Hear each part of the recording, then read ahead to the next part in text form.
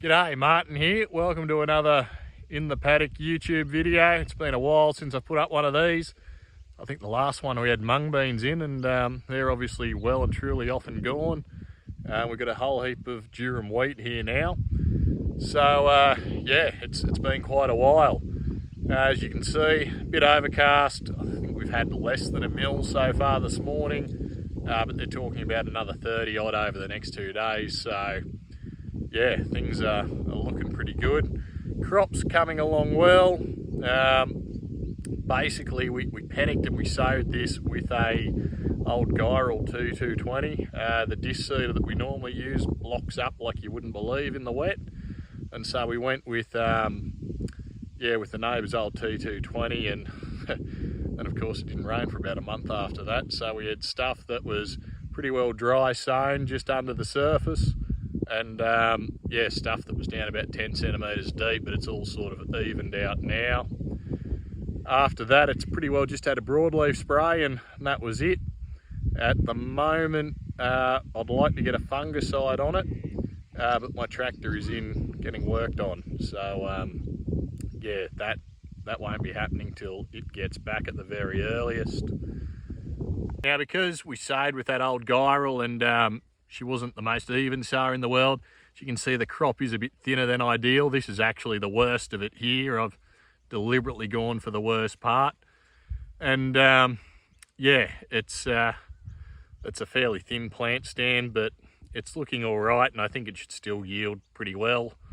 With the price of durum, you know, as long as we don't get rained out at harvest and it all gets ruined again, like last year's barley, I think we should be looking pretty well. Now, there's a little bit of disease that's starting to show up, so it's a bit of stripe rust there, if I can angle it towards the camera right. And but this variety here is Westcourt. It's fairly resistant, and as you can see, those resistant genes are still working, just leaving the mark, not actually getting any rusty pustules, although I've just spoken too soon and I can see some there on the back. That's still pretty blurry. I don't think it's going to change focus. So yeah, it would be great to get a fungicide out here, but it's very thin. There's not a lot of disease here in the paddock, which is pretty impressive given how wet it's been. We got 50 mils 2 weeks ago, and then another couple last week, and yeah, if we get 30 this week, she'll be pumping along. Hopefully it all dumps now and not at harvest. I hope. So as you can probably see, another factor of sowing with that old rig was it was a 50-foot machine. We're set up for 12-metre tram track, so one we're never going to fit onto anything. We spray on 24 metres, and it didn't have the power to go up and down the slope, so we had to go across it, which is why you'll see my spray lines go in one direction and the rows go in the other. And you can really see just through there just what I was talking about in terms of the crop being a bit thinner than I'd like, and also just that sort of double stage germination. So these here are some new additions to the farm. We bought a couple of sows back earlier in the year and a boar, and they've finally had piglets. These little fellas are nearly 3 weeks old, and they're just massive. They've been growing at a phenomenal rate. Not really sure, he doesn't really like being held. Anyway, off he goes. But we're not really sure what we're going to do with them.